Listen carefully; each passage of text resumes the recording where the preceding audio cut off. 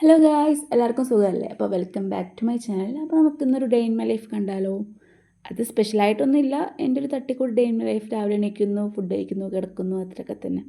അപ്പോൾ സൺഡേ ആയതുകൊണ്ട് നമ്മൾ വല്ലാതെ നേരത്തെ എണീറ്റില്ല, അധികം ലേറ്റ് ആയിട്ടുമില്ല. ഒരു 7 മണി കണക്കാക്കി നമ്മൾ എണീറ്റ് ബെഡൊക്കെ ഒന്ന് സെറ്റാക്കി നമ്മൾ പ്രാഥമിക കർമ്മങ്ങളൊക്കെ കഴിഞ്ഞ് നമ്മൾ നേരെ താഴത്തേക്ക് ഇറങ്ങി.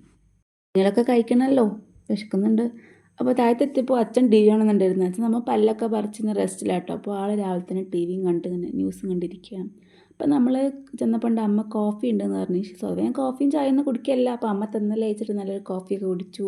പിന്നെ ചായ കുടിക്കാൻ പോയപ്പോഴാണ് ചായക്കാനും എനിക്ക് അത്ര താല്പര്യമില്ലാത്തതാണ്. അപ്പോൾ അച്ഛന് മേടിച്ച ബന്നുണ്ടായിരുന്നു, ഇന്നലത്തെ മുട്ടയും. അപ്പോൾ ബന്നൊന്ന് മുറിച്ച് നല്ലൊന്ന് ചൂടാക്കി എടുത്ത് ഒരു ഓംലേറ്റ് പോലെയൊക്കെ അടിച്ചൊരു തട്ടിക്കൂട്ട്. എന്താണെന്ന് ചോദിച്ചാൽ എനിക്ക് പ്രത്യേകിച്ച് പറയാനൊന്നുമില്ല. എൻ്റേതായ രീതിക്ക് സംഭവം ഞാനുള്ള തിന്നൊന്നും വിറകും കൊടുക്കുന്നില്ല. അപ്പോൾ അതും അതിൻ്റെ കൂടെ അച്ഛന് ജ്യൂസ് അടിക്കാൻ വെച്ചാൽ വത്തക്ക ഉണ്ടായിരുന്നു. അപ്പോൾ നമ്മൾ തട്ടിക്കൂട്ടി ബ്രേക്ക്ഫാസ്റ്റ് ഉണ്ടാക്കി. കുഴപ്പമില്ല, ടേസ്റ്റൊക്കെ ഉണ്ട്.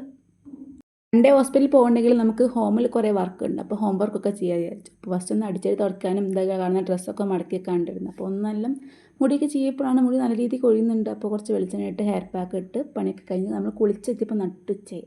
അപ്പോൾ നമ്മൾ നട്ടുച്ചയ്ക്കുള്ള സ്കിൻ കെയർ ഒക്കെ ചെയ്ത് കഴിഞ്ഞ് ഫുഡൊക്കെ കഴിച്ച് പിന്നെ കുറച്ച് നേരം റെസ്റ്റ് എടുത്തു. പിന്നെ നമുക്ക് 2-3 വീഡിയോസൊക്കെ എടുക്കാനുണ്ടായിരുന്നു. അപ്പോൾ ഒക്കെ എടുത്ത് കഴിഞ്ഞപ്പോൾ നമ്മൾ പിന്നെ ഒന്ന് കിടന്നുറങ്ങി. എണീറ്റു കുറച്ച് പുളിയൊക്കെ പറിച്ച് വെറുതെ മുറിച്ച് കുറച്ച് ഉപ്പൊക്കെ മുളകൊക്കെ തേച്ച് കഴിച്ചു നോക്കി. അധികം കഴിച്ചില്ല, പക്ഷെ വയറ് വേദനിക്കുന്നറിയാം. അങ്ങനെ പിന്നെ രാത്രി ആയപ്പോൾ കപ്പയും ചമ്മന്തി ഉണ്ടായിരുന്നു, അത് കഴിച്ച് വീണ്ടും കിടന്നുറങ്ങി.